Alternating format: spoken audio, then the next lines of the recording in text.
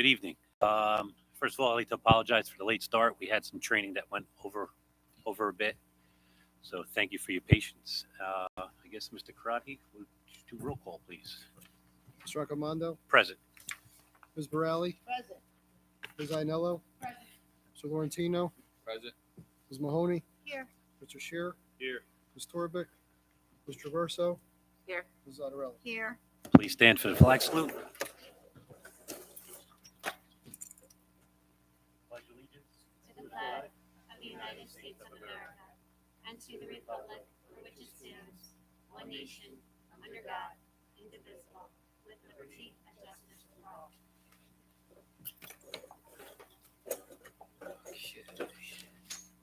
This one here. Adequate notice of this meeting has been sent to all members of the Board of Education and the Bergen Record in accordance with the provisions of the Open Public Meetings Act, Chapter 231, 1975. We're going to open to the public already?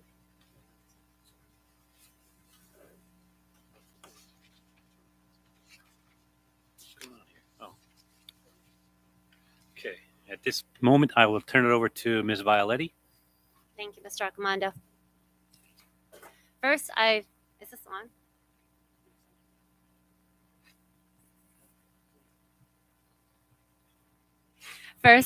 Thank you. First, I want to apologize because I was notified that the full agenda is not able to be linked onto our website today. My office was trying to do it all day. They've reached out to the tech person who had to reach out to Blackboard, the website company, so there was a glitch. So the full agenda is not posted. You might be able to access it if you're able to access the May 9th agenda on the website.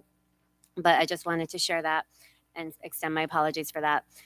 So that you know what's occurring tonight. So we have the VFW Auxiliary Art is going to present some winners from their contest. Mrs. Wender, the principal at Smith School, is going to share a brief overview of our wellness policy, and I'm going to share a brief overview of a referendum that we were discussing. Before I do all that, I am going to ask our student reps to come up to the podium. I will get you a microphone. Oh, thank you, Mrs. Wender. Student reps, if you can come up to the podium so you can share the report.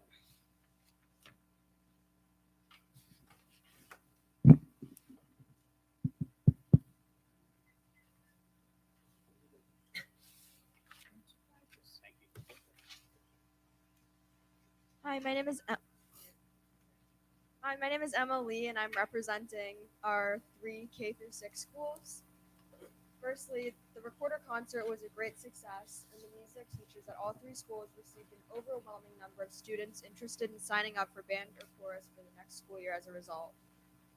Students at every grade level are gearing up for their first field trips in over 2 years.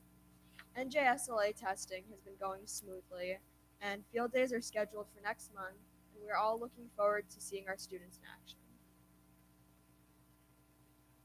Hi, my name is Carly Montalbano, and I'll be talking about the Washington School Early Childhood Center. The students at Washington are finishing their unit on buildings and will begin their unit on insects using the creative curriculum. The butterfly larva will be arriving soon, and the students will be observing the life cycle of a butterfly.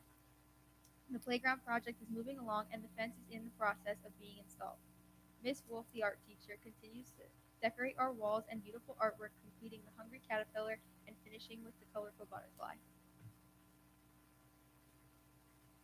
Hi, my name is Olivia Lasht, and I'll be representing middle school high school. We had a great Teacher Appreciation Week thanks to our PTO and some generous donations that were made.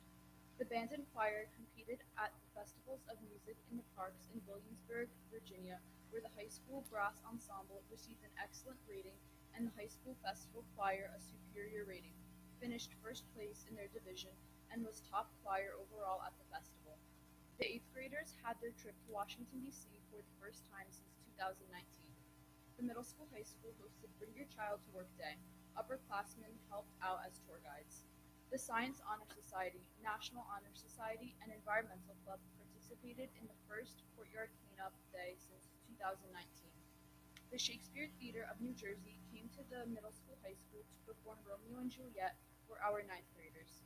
Senior Jalen Parecho is an award winner for the Bergen County Stigma-Free Sticker Contest. The Junior Honor Society completed did their Support Our Community service project that ended with a food drive for the food pantry. They were able to donate 15 bags of food. My name is Elishba Khan, and I'll be representing our athletics. Congratulations to senior Caroline Caprellian on being selected as Saddle Brook's recipient for the NJSIAA Scholar Athlete Award. Caroline and her family will be attending a luncheon this Sunday to accept her award. Please come out and support our spring athletic teams as we begin state tournament play, and follow us on Twitter for updates, scores, and results. Hi, my name's Samantha Apgar, and I'll be talking about curriculum and instruction. NJSLA testing has begun for students in grades 3 through 12 in math and English language arts. Students in grade 5, 8, and 11 will also take the NJSLA science. Summer reading assignments for the elementary schools will go out on Friday. We are planning a summer reading celebration for September in each building. COGAT testing will take place in grades 2, 4, and 6. This assessment is used for criteria for placing students in gifted and talented programming. The Light the Night Committee is very excited about the June 1st Light the Night community event. We are coming together as a community with the Leukemia and Lymphoma Society, LLS, to show our support and raise money for those affected by these illnesses. We hope to see everyone there. A Google form was sent out on May 6th, 2022 to sign up. Thank you, student reps. They always do such a great job, and we appreciate you being here. There is actually a new New Jersey law, I suppose, that is going to go into effect next school year to have student reps be an actual part of Board of Ed meetings to sit at the table with us. So we will definitely keep you all in mind as we move forward with that next year. So thank you. Okay, so I just have a couple items to share. I wanted to just respond to some of the questions that were asked at the last board meeting. One question was in regards to busing and reaching out to the township. So we did reach out to the township. We are scheduling a meeting with them to discuss what was discussed in the past with the previous superintendent and see if we are able to develop a solution to that. And then there was also a question raised about an SAT prep course. So we are reaching out to our staff to see if any would be interested in teaching the SAT prep course as part of our summer academy here at the middle school, high school, and also looking into the option of using title funds for a course for next school year. So we are working on that with the middle high school administration team. So I wanted to make sure we addressed that. I wanted to also thank all of our PTOs. Our PTOs did a tremendous job in making all of our staff feel extremely welcomed, and they're thankful, I suppose is the right word, for having them. And our staff does such an amazing job, and our parents did a really amazing job showing them their appreciation. So wanted to extend a giant thank you to all of our PTOs in each of our buildings. I wanted to let our parents know. I will send an update. I try to send it the next day, so hopefully by tomorrow afternoon, an update on this Board of Ed meeting will go out to the entire community. Part of that update will be a link to a one-question uniform survey. It's going to ask if you want a uniform or you don't want a uniform moving forward next school year. If you want to keep everything as is currently with the current uniform policy where students are able to wear their PE attire every day, or if you want to not have a uniform policy in the district and wish to have a dress code instead. There will still be guidelines set by the board in the dress code policy, but it wouldn't be a uniform. So that one question survey will be going out to our parents. And the reason why we're sending it out now is so that our policy committee will be able to meet in June and get it on the June agenda if any revisions need to be made. That would be the first reading. Our next meeting would be August. We do not meet typically in the month of July. That would be the second reading, and any changes or revisions would go into effect for September of 2022. Also, I will resend the Light the Night Google form for the invitation for everyone, for the entire community to come join us. We're very excited for our first Light the Night event that would benefit the Leukemia and Lymphoma Society. We have one of our students that were designing a t-shirt pattern. So at the Light the Night event, there will be t-shirts sold where the funds will go to our families in the district that have been affected by this disease. There also is going to be a full week of dress downs for leukemia. And again, the funds collected are going to our families in district that have been affected by this disease. So I just wanted you to keep your eyes open to that. And our student that created this, we have very talented students in our district, and I needed to highlight that.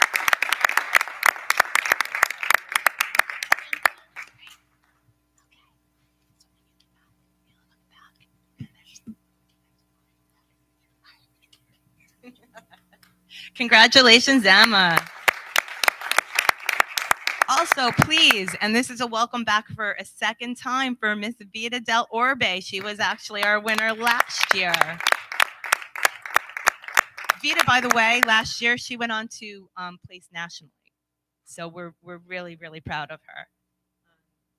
Vita won on the elementary level. Congratulations again, Vita. We're so proud of you.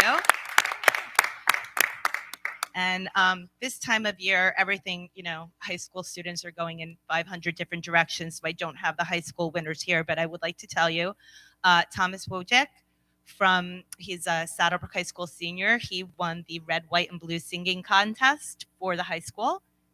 And yep, so he'll be singing actually the anthem at the Memorial Day Parade, the national anthem. And then our other winner for the art contest for high school is actually an out-of-district young man, Devin Musial.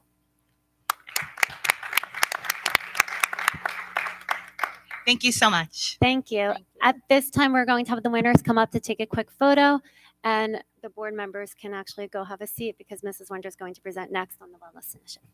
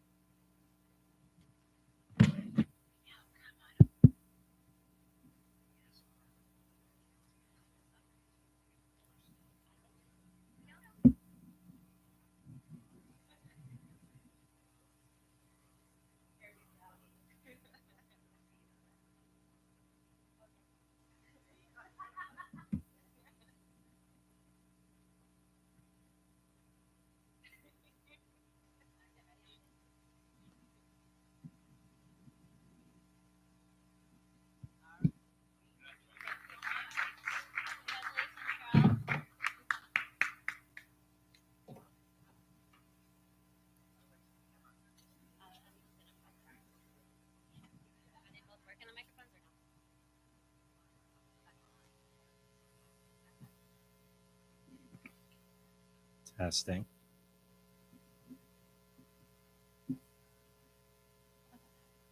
All right, thank you. Thank you very much. Have a great evening. Congratulations. Okay, at this time, we have Mrs. Deborah Wonder from Helen I. Smith School. She's our district wellness coordinator, and she's going to briefly share a little bit about our wellness policy. Thank you. Good evening. Thank you for having me here. Last time I was up with Mrs. Violetti, she introduced me as Deborah Smith.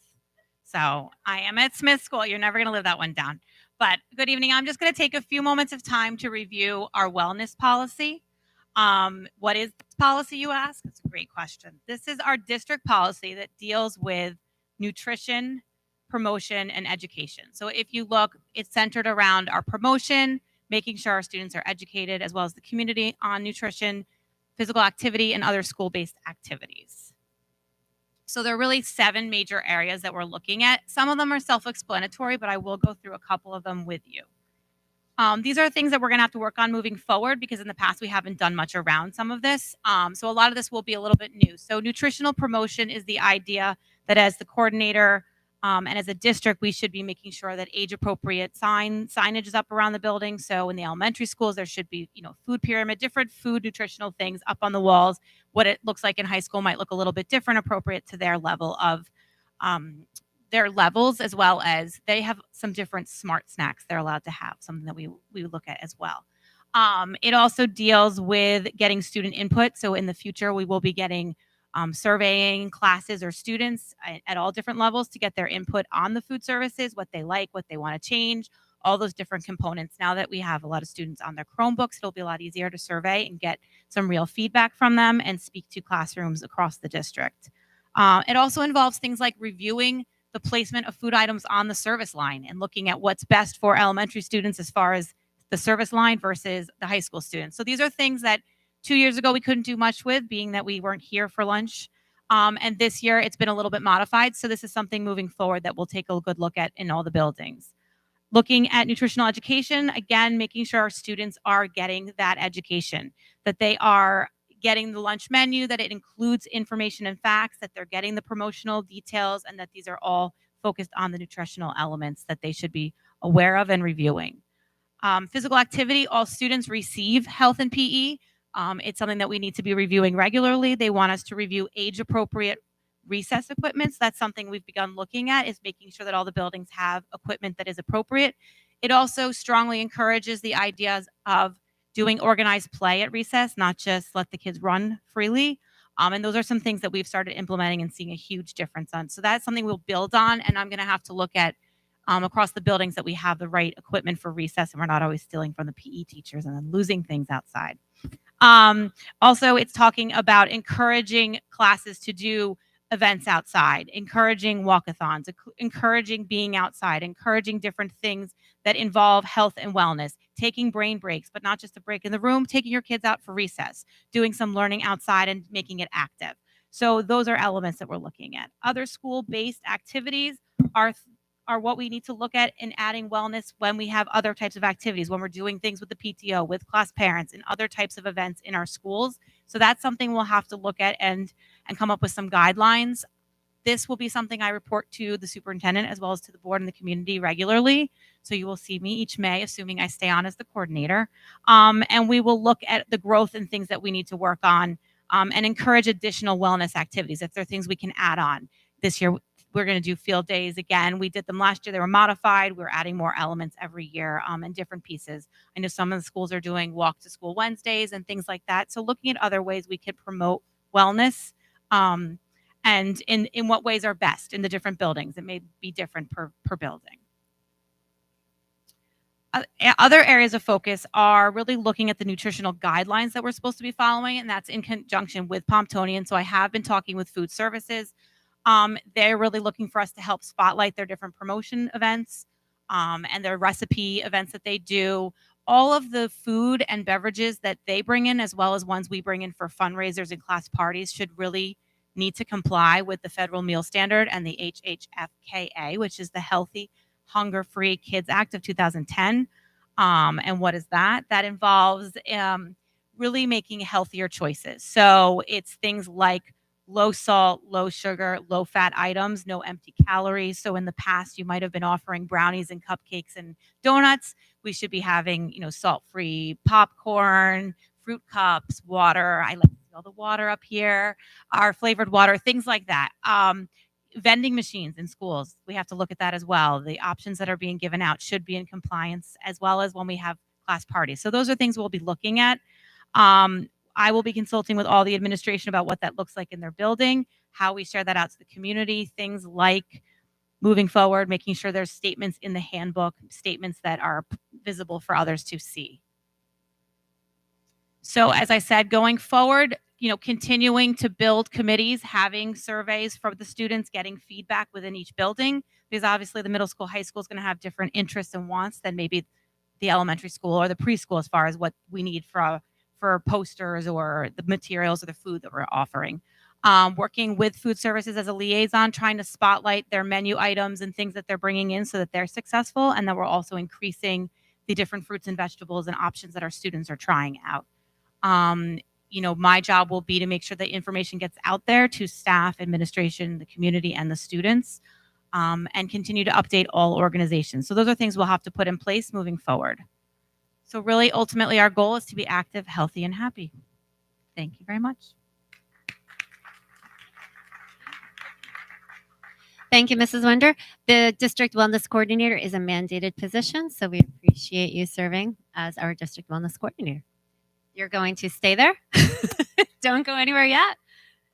I'm not done speaking.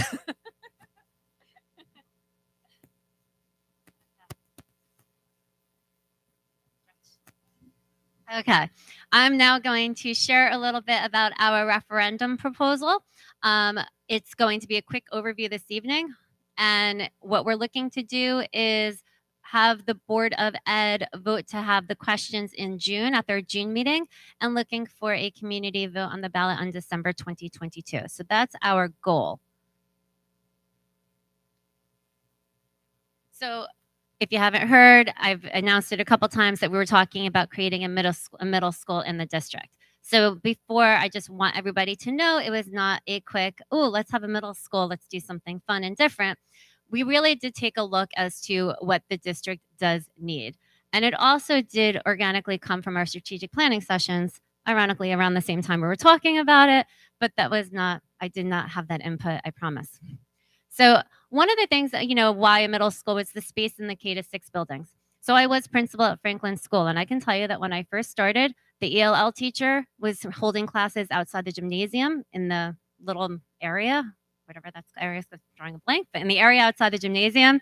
The guidance counselor was in the janitor's closet with this device that made noises throughout the day. And our dyslexia interventionist specialist was in a corner of the hallway at the back elevator. There was no space. So what we have been doing is working throughout the years, we were converting a lot of our storage areas in our elementary buildings to different offices and closets and small classrooms that can be utilized, leaving us with no storage. But we're doing our best. Even with that, we are still lacking space. And it's not really essentially, it's not necessarily because of an increase in student population. We are doing a demographic study. We will see what the results are. But I think more importantly, it's the growth of our programs and our what we're offering for our students, what's mandated by the state of New Jersey. Basic skills is mandated by the state of New Jersey. When I first started, and even right now, Long School has one basic skills person. They have a reading specialist who's also the math basic skills instructor. Those with title funds have two. They have a math basic skills teacher and a reading specialist. Well, those teachers do need classrooms to host these small groups in order to be effective, because those students that participate in basic skills, whether it's with the reading specialist or the math basic skills instructor, they're generally speaking the students that get easily distracted, the students that need a little bit more focus. Putting them in a large room or dividing a room in half is not really ideal in order to achieve the goals that we're looking to achieve. We also this year had the interventionist that we hired with our ESSER funds. We have 3 or 4 teacher desks in a classroom with the interventionist. I'm really struggling to find room and locations for them to really meet with their small groups. Moving forward, we are having 1 interventionist in the building, which is also really important because it's a state mandate to have New Jersey tiered system of supports.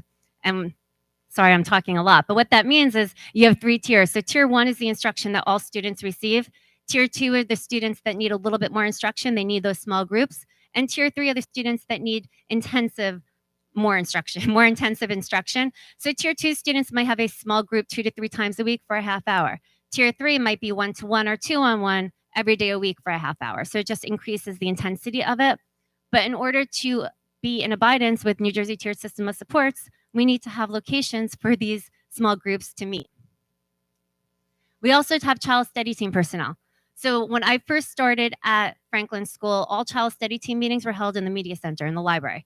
Classes would come down, check out library books. The meeting was going on, supposed to be a really confidential meeting. Not ideal.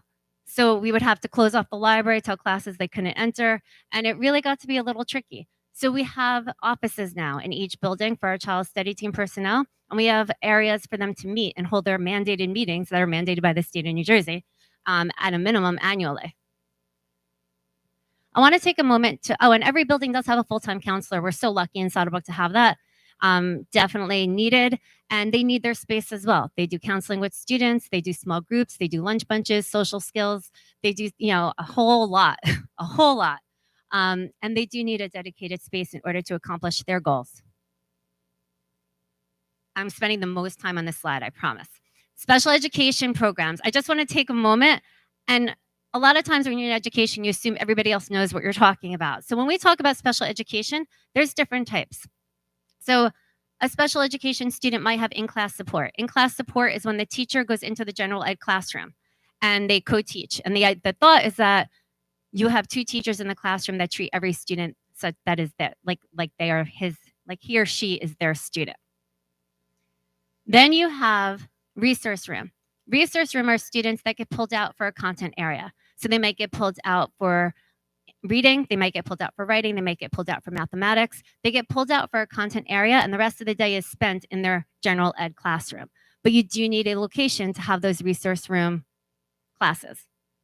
Another special education program is LLD, our LLD classes. Those students are in their classes the entire day. So it's small group instruction for all content areas, but then they'll join their general ed peers with special areas and other activities in the school. Then we have our ABA or multiple disabled classrooms. Those are the classrooms such as the SAL program here. We have an ABA classroom at Long School, 2 at Smith School.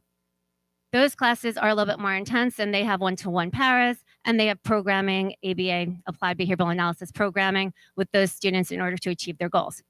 My point is that for all of these programs to occur and for us to continue bringing our students back to the district, we need locations for them. So we are creating an ABA classroom at Franklin School next year. It actually might be LLD because it is dependent on the needs of the students and what their IEP teams determine is needed. So what happens is when a child is brought over to the child study team for an evaluation, they complete evaluations on that student. Those evaluations are then analyzed by the child study team, and that's when they determine what the correct placement is and what that child needs. So they might determine that child needs resource room, they might determine that child needs one-to-one. Whatever it is they determine, we need to offer it to that child. And it has to be the least restrictive environment. That is law. So you cannot take a child and put them in an ABA classroom because that's the room that you have space in. Okay, it has to be exactly what the child needs. There's also mandates such as there's a maximum number of students. In an ABA classroom, you can max out at 6. LLD, I think it might be 10. And there's also limits on grade levels. So we're a K-6 building in the elementary school, you cannot have a K-6 LLD classroom. That's illegal. So I think it might, and even resource room, it might be 2, it's either 2 or 3 grade levels or a grade level span that you're able to have together. So there are restrictions on that. Research in adolescents and their development. So when we talk about our 6th graders at this point in the year, or maybe a few months ago, our 6th graders are ready. They're ready to go to middle school. They're ready to switch classes every 49 minutes. They're ready to just developmentally have that motion and have that interaction with others, and they're socially there and ready to grow. What the research shows is that around the time of adolescence, there's a growth spurt in the brain. There's a brain growth spurt. And that's where, you know, these 6th graders really benefit from being with the 7th and 8th grade together, where they're all getting exactly what they need. Because what a 6th grader needs is very different from what K-5 needs. Even though 5th and 6th are a year apart, it's still what the research shows is those 6th grade students just develop a little bit different in different ways than their 5th grade peers. Also, NJSLS are New Jersey State Learning Standards. Our New Jersey State Learning Standards are written in grade level bands. So they're written K-2, 3-5, 6-8. So when we're writing curriculum, we have to write a separate curriculum for each grade level, but our 6th grade teachers are on their own writing that curriculum because the times don't match up to the middle school. So they're writing that curriculum on their own, unpacking those standards on their own without having any colleagues to collaborate with. The other piece is when you purchase curriculum programs, I was director of curriculum and instruction before in Saddlebrook, the programs are sold K-5 and 6-8. So when we just looked at a math program for K-6, you have to purchase the K-5 math program, and then you had to purchase grade 6. 7th and 8th grade here have a different math program. So those 6th graders did have a choice. So 6th grade teachers decided to go with the same program K-5 had for consistency, but now they're going to come to the middle school next year and they are going to have a different math program. Related services. Oh, that just has to do with space as well. So our speech, occupational therapists, physical therapists, they are often struggling for areas in the school buildings to work with their students. And a lot of times the speech is partnering up with either OT, PT, or in the back of a classroom. And when a child needs speech therapy, they need quiet. They need to focus. They need that one-to-one or a small group. So it's important for them to have a dedicated space. The other piece is that all of our students would benefit from an expansion of program supports and facilities. So if we're able to do this and create a middle school, then our K-6 buildings would have space. They'd have space to have a lab, a true media center. At Franklin School, they could get the music classroom out of the cafeteria because that limits the number of lessons and classes that they're able to have there. And it would make Smith School have a media center, a true media center. There'd be 2 extra classrooms that we can create a true media center at Smith School. So there'd be benefits to every building. Part of the proposal is also to revamp Washington School. So Washington schools are preschool. So I'm going to talk about that a little bit later. But then also our middle school students will have a brand new facility that they'll be able to grow in. And our high school. we're lacking space in our middle school, high school because we're 7 to 12. And before I forget, the other piece I wanted to talk about was that, our middle school students are not separated the entire day from our high school students. We try our best. But when I walk these hallways, there's definitely times that I do see middle school students in the same hallway as high school students. So we really want to separate that and not have that interaction. We do our best, but it's definitely not 100%. But at our high school, we're looking to add these programs. So next year, we're adding an aviation program.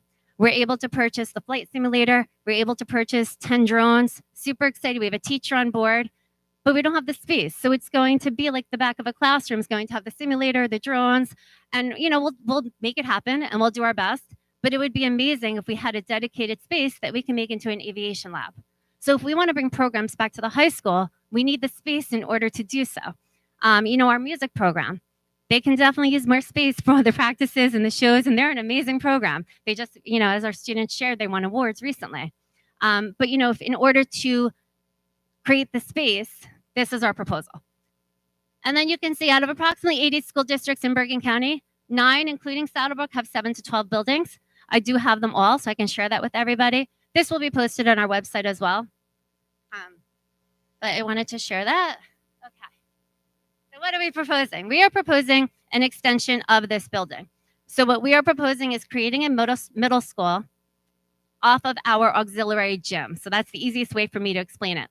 In this building, we have our main gym, and then in the back, we have our auxiliary gym. That auxiliary gym would be the middle school gym, and we're going to make it regulation size.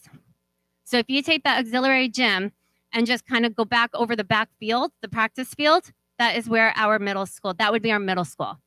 And it would be separate from the high school, but an extension of this building.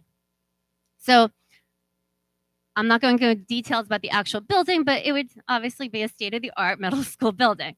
We're also proposing turfing our athletic fields and putting lights there.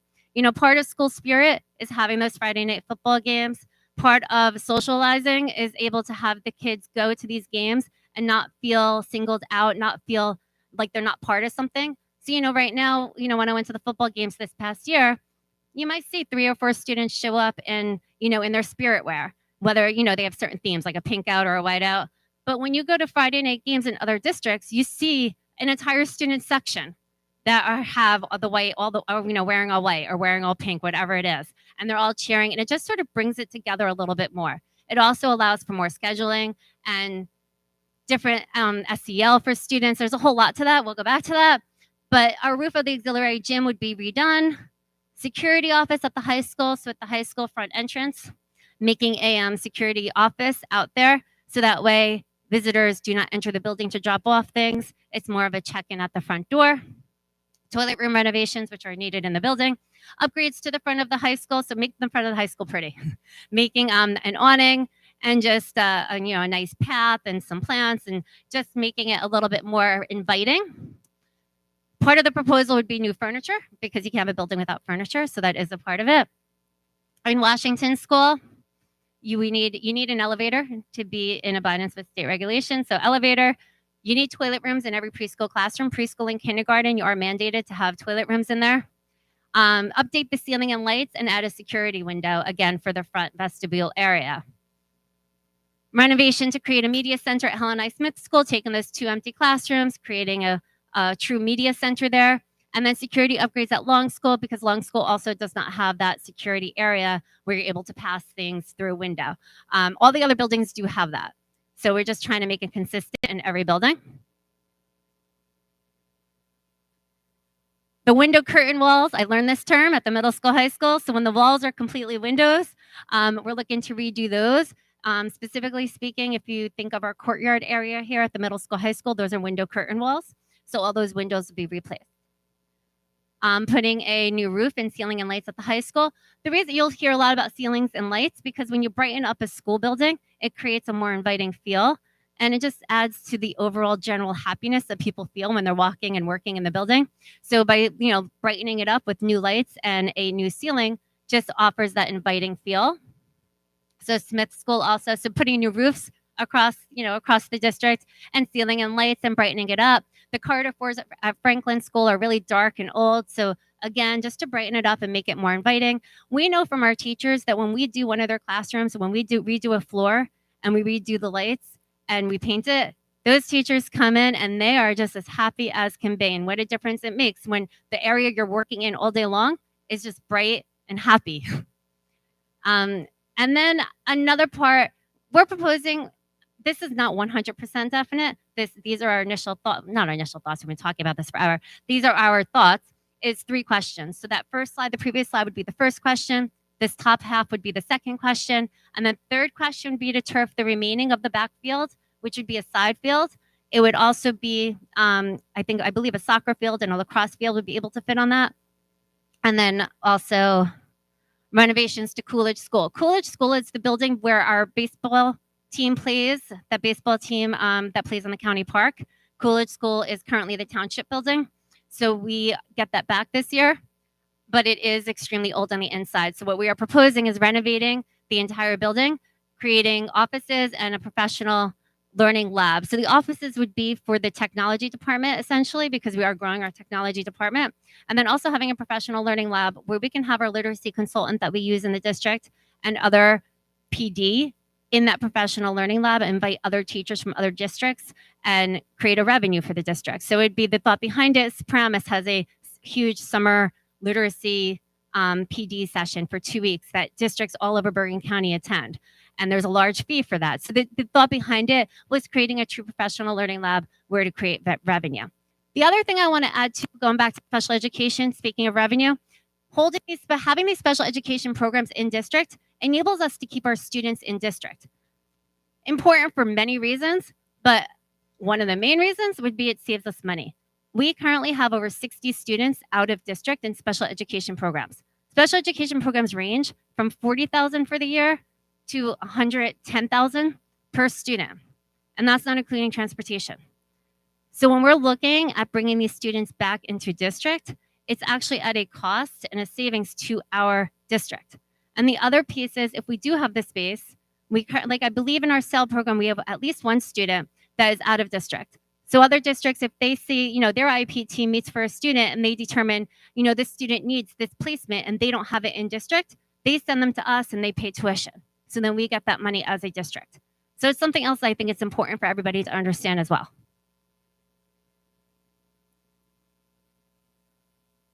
I put a slide to the turf field to sort of explain why there would be a need for a turf field. I spoke about the Friday night games, but that's not the only reason. So it actually shows a reduction in injuries. There's research that cites that. When you're playing on a grass field, a lot of times there's uneven areas, and it's not the fault of anybody. It's just the nature of having a grass field. Or if there's a rainstorm, there'll be a ditch. So there's certain things that happen that creates injuries. So having the turf field eliminates that. Usability. Having a turf field, so with the grass field, after it rains, you can't use it. It's wet and muddy. You can't use it when chemical treatments are made, when new seed is put down. So having a turf field will make it available and playable every day, rain or shine. So if you have children that play sports, you know that when you play somewhere that has a turf field, it could be a cold, rainy day, they're still playing. So it does make a difference. It also will benefit our PE classes. Our students will be able to use the turf field throughout the day, and it'll be an extension of the classroom because they'll be able to utilize it and get outside. And cost effective. No cutting, no watering, no seeding, no aerating, no other chores. We don't need our maintenance people cutting the grass. Geese police cost, this is my favorite. Geese police cost a lot. It costs approximately, maybe $10,000 to $15,000 to have the geese police come. They run around with their dog to scare the geese away. So that would be eliminated. Time and hours spent by our grounds crew, and we'll free up our groundsmen to complete other tasks. So if we were to move forward with this, what would this accomplish? Well, it would accomplish, a high school where we can bring back programs and create labs. I know most recently in the paper in North Jersey, Lodi School created 2 labs. It'd be amazing to be able to do something like that here in Saddlebrook. It'd be a true middle school. And we'll talk more about that as we move forward with this, what the benefits of that are. We'd be able to create, special education, another piece of special education is you're mandated by law to have that student until they're 21. So when they turn 17 or 18, they would technically be a senior. You're not done with them as a district. You need to pay for them until they're 21. So that means every special ed student we have that would be in 13th grade, 14th grade, 15th grade, we're paying every year to send them out of district. So we would be able to create a program here in district with those 18 to 21 students, teaching them life skills, job skills, things such as that to benefit them. That would all be part of their IEP goals. We'd be able to have services and supports to our K to 5 students. We would have true reading specialist areas. We would have true math labs for them to work in. Really, we would be able to have a gifted and talented area, an enrichment area, maybe even a wellness room. We'd be able to have supports for our K to 5 students that we're seeing a need for. Maybe this year after COVID might be unique, but we are seeing some students really struggle. And I think that by expanding our wellness services, we're doing our students justice. A growing preschool. So our community is growing, our preschool is growing. We love our preschool program. We have a lot of students that do pay for tuition to enter preschool. We also have our 3-year-old and 4-year-old preschool disabled classrooms. Those are our IEP students. So a district is responsible for a special education student when they turn 3.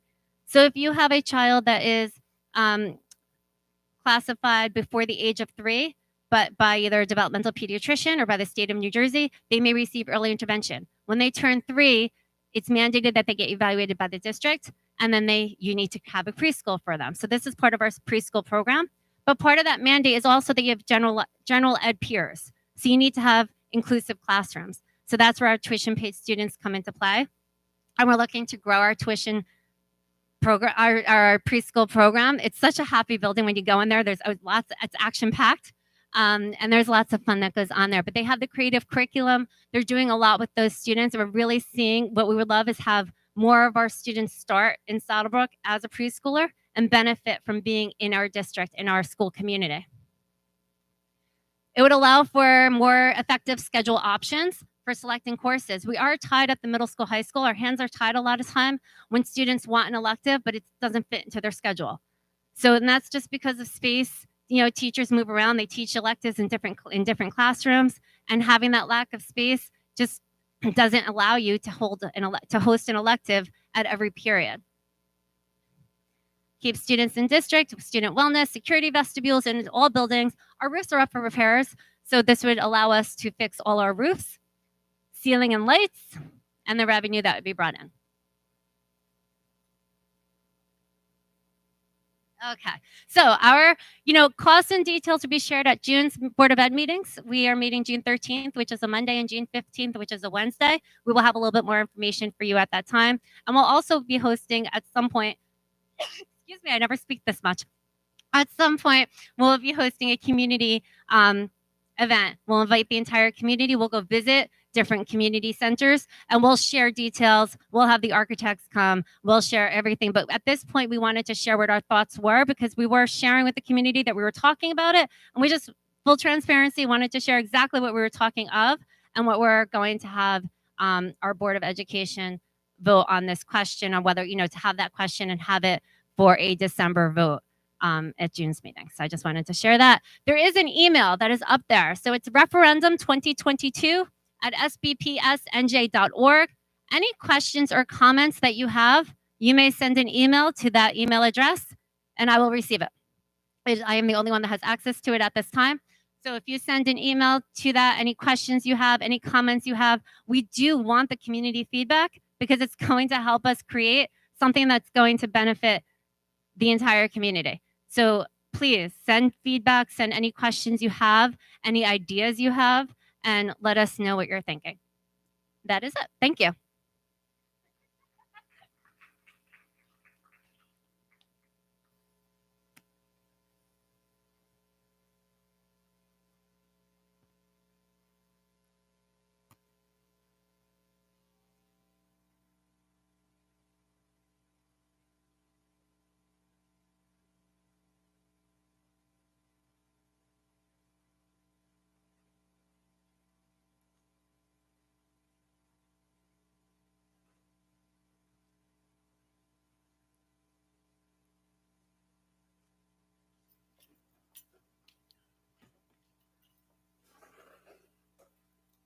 Okay, thank you, Ms. Violetti.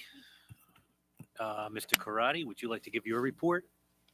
Yes, I don't have much this evening, just that the budget will be approved tonight, which is very good. We can start ordering some items that are going to take a little while to get, and also the projects. And if anybody missed the meeting on Monday, obviously you can watch it through our website.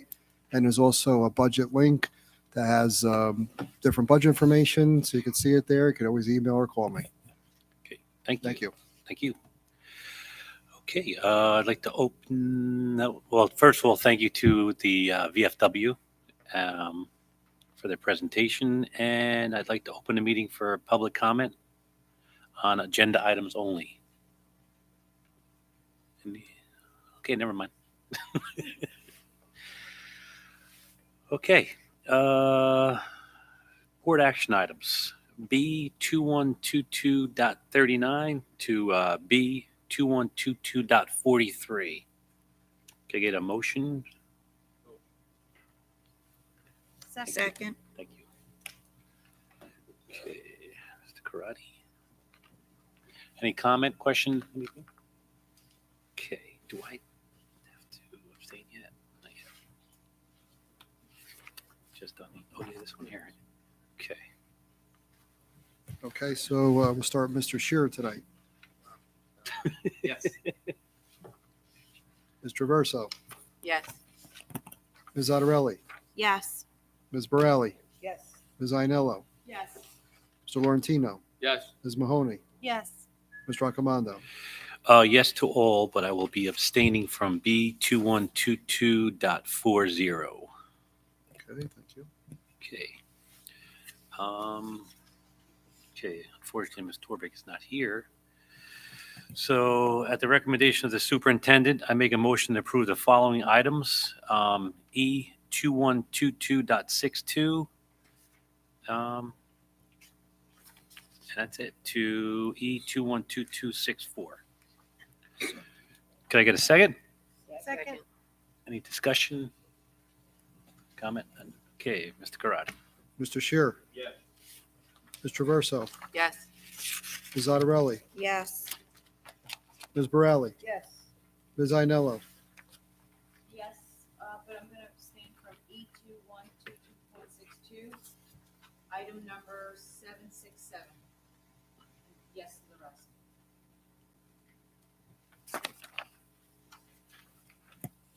Ms. Laurentino.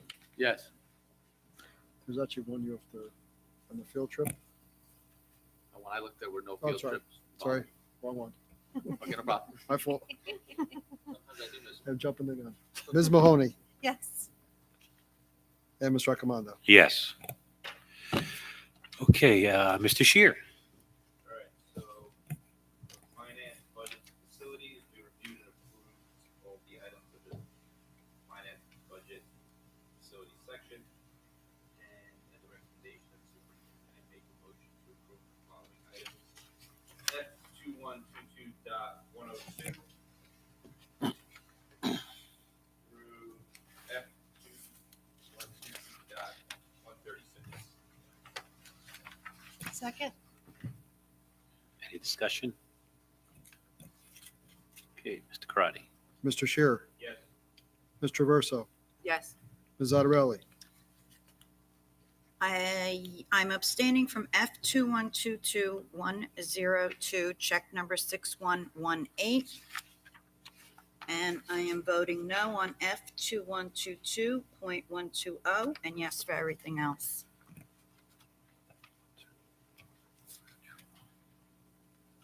Ms. Borelli, Yes. Ms. Ainello, Yes, but I'm going to abstain from certain items on F2122.102, check number 2109, check number 2428.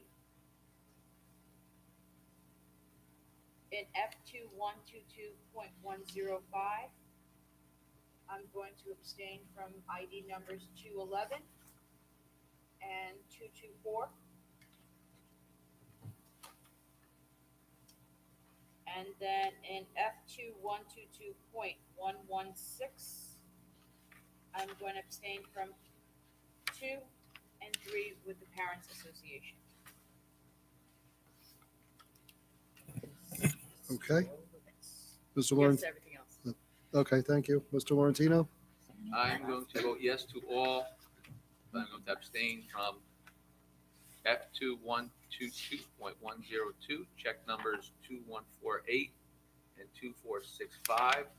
I'm going to abstain under F2122.105, numbers 211 and 220. Ms. Mahoney? Yes to all. And Mr. Accomando? Yes.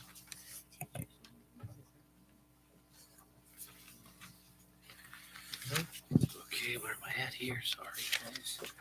Policy, Mr. Laurentino. Okay, the recommendation of superintendent, I make a motion to approve the following items. Approve the first reading of the following policies and regulations. P1648.14 through R9320.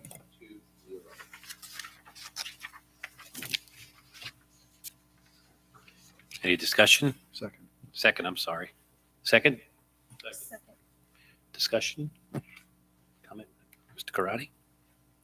Mr. Shear? Yes. Mr. Verso? Yes. Ms. Itarelli? Yes. Ms. Borelli? Yes. Ms. Ainello? Yes. Mr. Laurentino? Yes. Ms. Mahoney? Yes. Mr. Accomando? Yes. Okay, Ms. Sotarelli, anything from you, young lady? Nothing that can be reported. Okay, Ms. Traverso? Yes, with regards to personnel, at the recommendation of the superintendent, I make a motion to approve the following items. P2122.82 through P2122.92. Second. Oops. What the hell is that? What is I know, sorry. Any discussion? Okay, if I could have just done where it says new on page 7. Again, I want to say, but that's a great hire by the district for Mr. Bernier. He's well respected, well liked by the students and coaches alike. So good hire. Okay. Ready? Yep. Mr. Shear? Yes. Ms. Traverso? Yes. Ms. Itarelli? Yes. Ms. Borelli? Yes. Ms. Ainello? Yes, all but in P2122.84 on the new hire, I'm going to abstain from item number 7. Ooh. Still a great hire. Okay, Mr. Laurentino? Yes. Ms. Mahoney? Yes. Mr. Accomando? Yes. Okay. Committee, Mr. Shear? I'm going to do that report tonight since Mr. Shearer was unable to Oh, meet at the okay. last Sorry minute. about that. We, as Mr. Shearer mentioned, we reviewed and approved all the items under the budget, finance, and facilities. So a lot of those things were things that we go through every year. So we kind of just checked those out. We talked about the long school parking lot that was repaved and also created additional grass play area in that building. We reviewed a facility use request from fire company number 1. We talked about the food service operations that are going well with their free meal reimbursement from the federal government. The cafeteria serving lines will be replaced as well as some tables. And finally, we reviewed the potential referendum projects. Okay. Thank you so much. Sure. We're going to pass by you. There's nothing. Well, oh, okay. Go ahead, What Ms. I can Adderley. say is we've met several times, the latest being Monday, and things are just moving along. Okay, thank you so much. Mr. Laurentino. In reference to policy, we met on April 26th. We just voted for the first reading. I think the one to highlight is what our superintendent brought up in regards to the survey for the uniform. That's one thing that we're working on. Waiting for those results to come back after she sends out the survey. Okay, thank you so much. Liaisons. I guess we'll go to PTOs. Let's start with you, Miss Iannello. I gave my today, just reiterate and say thank you to the middle school PTO, the whole board for all the work you did, for all the teachers and support staff and everyone, all the administration. Thank you to all the parents, to all of the very generous donors, and just a reminder that the next PTO meeting will be on June 13th at 7:30 p.m. Mr. Mike will be setting out a link. Thank you very much. Ms. Traverso. Yes, Long School is finishing up their year with some activities. We have the sixth grade car wash this weekend. I believe it's Saturday at Washington School.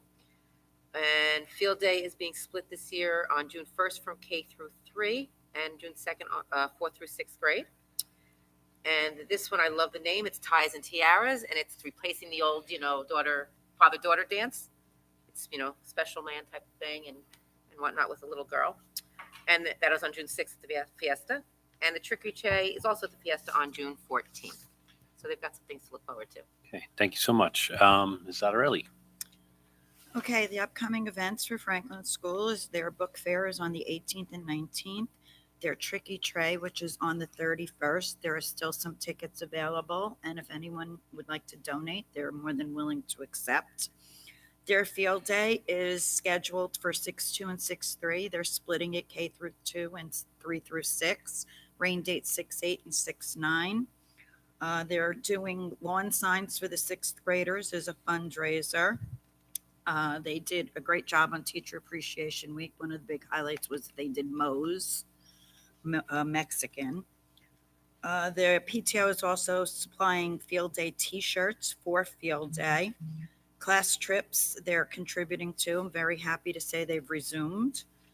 Other than the Tricky Tray, that's it. Their wax museum is tomorrow night. And their next meeting is to be determined because of breaks, and June is a crazy month. Okay, thank you so much. Okay, first I'm going to do Smith, but first I want to say, like Ms. Violetti said, thank you to the PTOs for acknowledging our teachers and appreciating what they do. And on that note, thank you, Ms. Carberry, for the information. The PTO held its spring book fair in April, and it was the most successful book fair they've ever had. The plan is to use the proceeds to buy books for all students for summer reading. The PTO also held an upcycle challenge on Earth Day.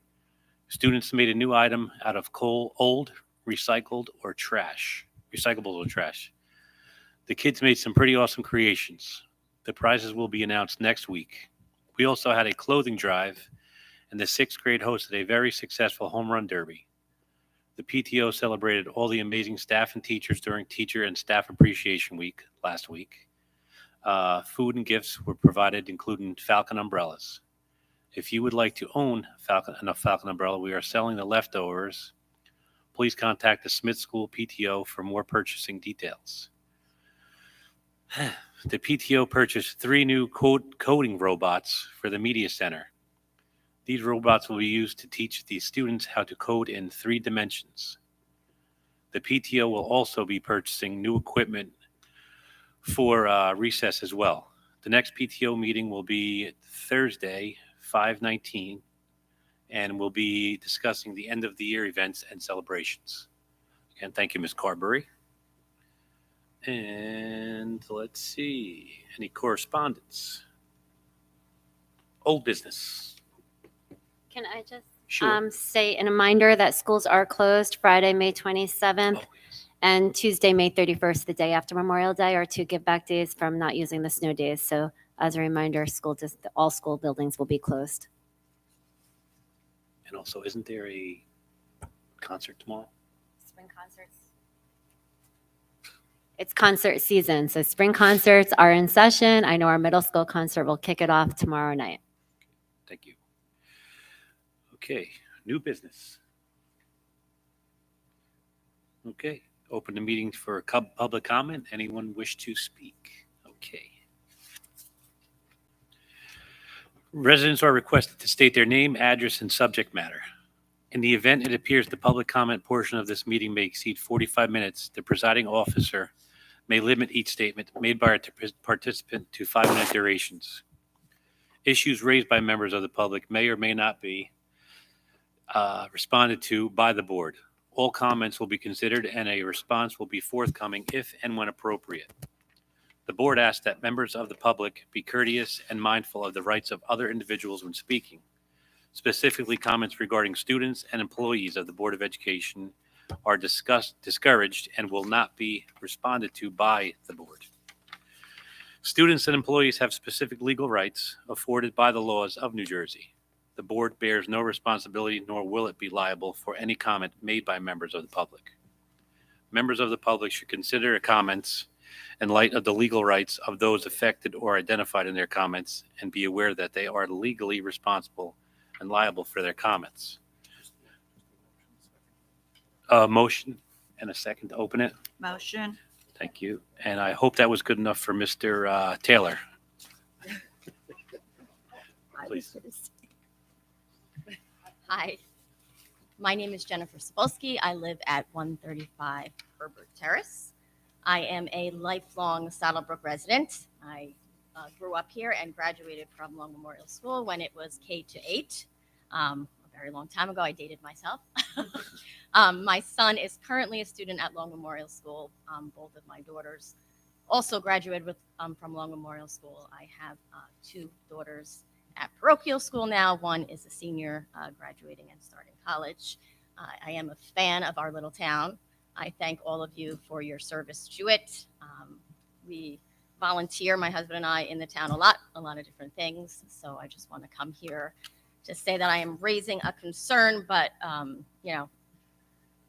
not because I'm disappointed in the district as a whole, just, there's something that I felt we could do better, and I wanted to raise your attention to something that was concerning to me.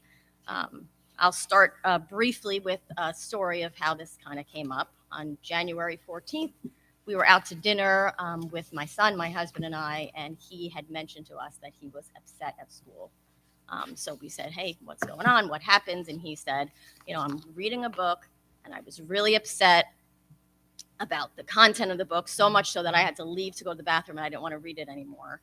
And I came back, and I was trying to avoid reading this book because it was really upsetting me. And we said to him, Mikey, what's going on? What was in the book? And he said, also for context, I'm sorry, let me back up a little bit. I am the wife of a police officer, so I am transparent, and you understand where I'm coming from. So my son said to us, I'm reading a book, and in the book, a black teenager gets shot by police. And it was very upsetting to me to read that. And I said, okay, Mikey, that's interesting. What is the name of the book? And he said to me, you don't know everything, Jilly P. So I'm going to grab my phone. So of course, being the mom I am and how fast we are to Google, I looked up the book to see what it was about. And this parental warning is what I found. What parents need to know. Parents need to know that Alex Gino's You Don't Know Everything, Jilly P. deals with racism, police violence, deaf culture, and trying to talk about big issues without hurting someone's feelings. Jilly, age 12, welcomes a baby sister into the family and watches her parents struggle with the news that her baby sister has a hearing impairment. She also sees the struggle her Aunt Alicia, who's married to her Aunt Joanne, has with the racism embedded in the extended family. Violence perpetrated by police against Black teens is highlighted and hits very close to home when one of Jilly's acquaintances is shot by police when she's jogging at night. So, being the wife of a police officer, I was very upset by the content. I was also very surprised that something like this was in my 11-year-old's hands. So I approached via email the teacher and the principal, and I said, listen, Mikey was very upset. This was a small group reading session where they're meant to read a book as a small group, deep dive into it, and discuss it amongst themselves. So I came to find out when I brought this to the attention of the principal and the teacher that the teacher never read the book. They gave it to my son without knowing what the content was. The principal shared with me that the book was purchased because it was flagged as a book that would be good to talk about disabilities, to give kids an awareness of disabilities. So I said, well, I'm not really comfortable with my son reading this book. He was very uncomfortable by it. He was upset by it. I'd like him pulled off of it. And, I really don't think it belongs in the classroom. So the principal referred me to the director of curriculum, who, we kind of played email tag back and forth, and I had a conversation with her. And we agreed to disagree because she felt like the book belonged in the curriculum and in the class libraries. And I feel that it doesn't. And I will read some excerpts from this book so you can understand why I have the position that I do. There are many themes in this book, too many, I feel, for an 11-year-old to process. Some of the failures of the district was that the book wasn't discussed with my son either before or after. He was upset by it. I told his teacher, his principal, and the director of curriculum that my son was upset by it. No one in the district offered my son any services. Speak to a counselor, speak to the guidance counselor, nothing. So to this day, no one has approached my son about this book at all or given him any type of voice so that he could express how it affected him, or even the opportunity to offer a counter opinion on the contents of the book. I personally think the book is extremely politically motivated. You will see why after I read you the excerpts. And I don't think that adults handle the subject matter that's being addressed in this book effectively. So it's extremely inappropriate for an 11-year-old to be able to process something that I feel that grown adults can't effectively process because of the political era that we're in, where everyone is so politically charged. So paragraph 3 in the book, if you'll allow me. A photograph of a black teen in a blue tank top fills the television screen. She is smiling, and Mickey Mouse earrings dangle from her ears. The news anchor introduces us to Ella Davila, age 15, fatally shot in an incident with police in Santa Rosa, California. Details at 11. So this is a book that's supposed to be about disabilities. In paragraph 3, a black teen is shot by police officers. Page 54. A black boy was just shot, this time in Philly. He's in the hospital now. His name is James Dupree. They haven't found the guy who did it yet, but a witness says James was pulling out his wallet to lend her $1, and then someone from across the street shot him. She swallows. He's 13. On page 59, the young girl who was the main character of the book tries to speak about the boy in Philly with her parents, and the parents refuse to talk about it and change the subject, which in my opinion is, displaying parents that are uncaring about things that happen in the news. Then the aunt says, when she's talking to the 12-year-old about the incident, Black parents in this country have to talk with their kids about being around police. But until white parents can talk about what's happening to Black kids too, nothing is going to change.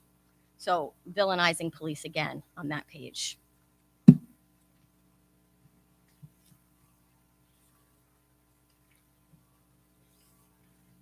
Then there's some racist things that happen that I'm kind of skipping through in the interest of time because I know it's late and I'm trying not to take up your whole night.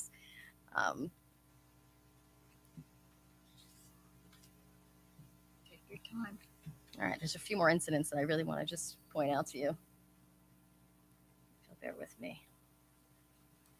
This one is of interest. The main character of the book goes into a chat room to discuss a book series that she likes with some other friends who are also a fan of the book theories. And to make a long story short, in this fantasy world of the book series that they're talking about, people have auras. And the aura tells you whether or not they're a good person. So if you have a green aura, you're a good person. If you have a red aura, you're not a good person. Yellow and orange auras are kind of in between. So the kids who in the chat room need to be between the ages of 11 and 14 are discussing the auras and whether or not they would want people to have them in real life. So, one of the kids in the chat room is Black and deaf. And they're just talking about whether or not they think it would be auras. So they ask him the question, would you want to have auras in real life? So he's talking about how it's not real. So he said, in the real world, people think they know me because I'm Black, but those are lies they took in, lies I took in, and I have to fight every day. But it's fiction because the real world is racist. If you try to have auras here, white people would abuse it to keep black and brown people down like they always do. So again, like posing black people and white people as opposing forces, I don't think is a positive message to give to kids. Page 177, black kids get shot all the time, I say, and it keeps happening because no one does anything about it. Page 196, shot last night in Fremont, California at approximately 10 p.m. She was unarmed. Jessica Johnson, 17, fatally shot by police in Fremont. It's sad beyond sad that the cops shot her for just running down the street. So in the book, this girl was 17 years old and is deaf, and she was running down the street, and the cops tried to get her attention, and she couldn't hear them because she was deaf. So the police officers shot her 7 times in the back while she was running. There is no other context in the book for any of the shootings other than the kids were black and they got shot by cops. Doesn't give you the situation, doesn't tell you why, doesn't see the officer's position, whether or not they were committing a crime, how they got there. There's 7 incidents of black teenagers being shot by police with zero context in this book. I'll give you the others. Police killed Jessica Johnson in Fremont. Deaf, black, and alive is what this kid did for his profile name. Jessica Johnson was my math tutor. I wouldn't know fractions without her. Because of police, she is gone. Derek's right. It doesn't matter whether Jessica was wearing hearing aids. It doesn't matter whether she was out late at night. She should have been safe. Derek should be safe. Everyone should be safe, but they're not, especially people who are deaf or black or both. Ella Davia, who was killed by a cop in Santa Rosa 3 months ago when she was walking home from school in the corner store. This is incidents of people that they're talking about at a vigil for the 17-year-old girl that was shot. A man speaks after that, and then a woman. Both of them also have family members who have been killed by police, a daughter and a nephew. His daughter was hanging out in a mall parking lot with her friends. Her nephew was driving to an early shift at work.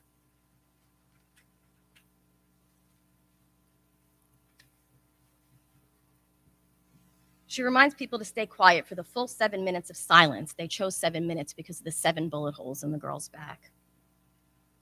Not to sign and not to leave their phones in their pockets. She encouraged people to think about Jessica and other victims of police violence. They were killed because they were black, and police, the very people who are supposed to protect us, killed them. It makes me wonder who us is, because I can't imagine being hurt by police, but the black people here can. Any one of the black people could be killed by a cop.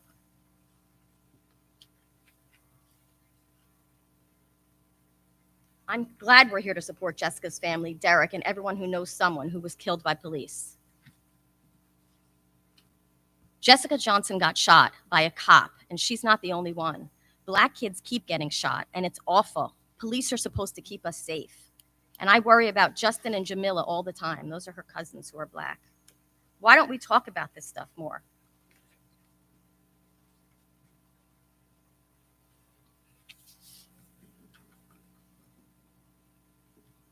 It talks about how you're unsafe from cops again.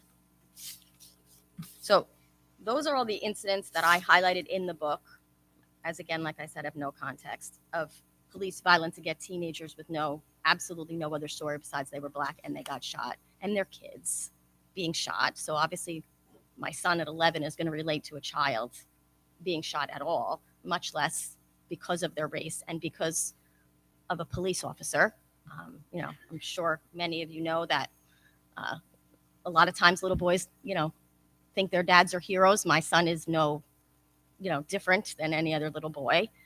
And to read a book that paints a picture of his father as someone who would murder someone else just based on their skin color, a child no less, was really upsetting to him, and I really can't blame him. I do not think this is appropriate for an 11-year-old to read. I don't think it's really appropriate for anyone to read unless maybe it's a political science class in the high school and they want to talk about the politics that's in this book. I'm very upset that the curriculum director refused to pull the book from the classroom. She admitted to me that, the process was not followed properly, that the book wasn't read before it was given to my son. No discussion before or after.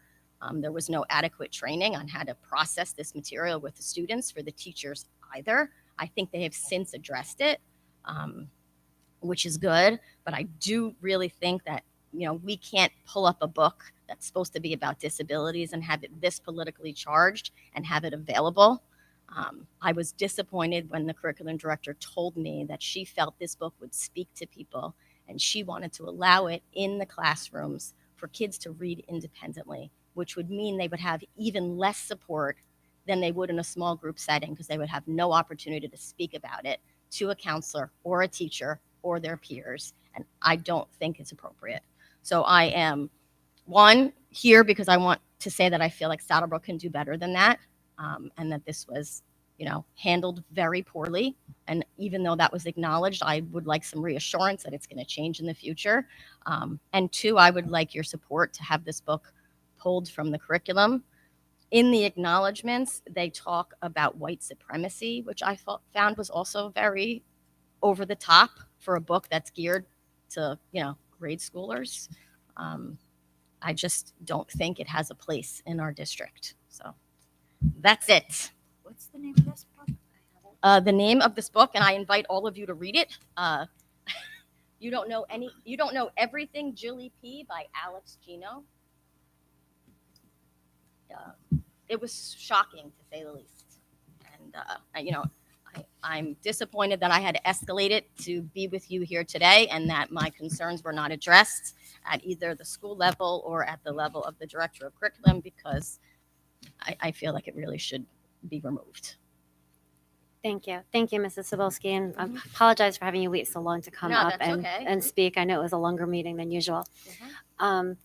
I do know that it is not in any curricular documents that we have. It is part of our classroom libraries, so it's a choice of a student to pick it up and read it. I understand your point about, the lack of guidance with that. It is something I can't change the past. I can apologize for the way it was handled. Moving forward, I can reassure you that there is a process in place for that. I do know that our curriculum director did meet with all sixth grade teachers. She did have PD with them on book clubs. They reviewed the books together that are part of the curriculum and how best to move forward. So I can reassure you that absolutely did take place. And then, we will discuss. I didn't have a chance to look at our policy, so I do need to see if we have a policy on a process on removing books, and it would definitely be a further discussion. It's not a quick removal, but I will follow up with you. Perfect. Thank you. I appreciate it. Thank you so much.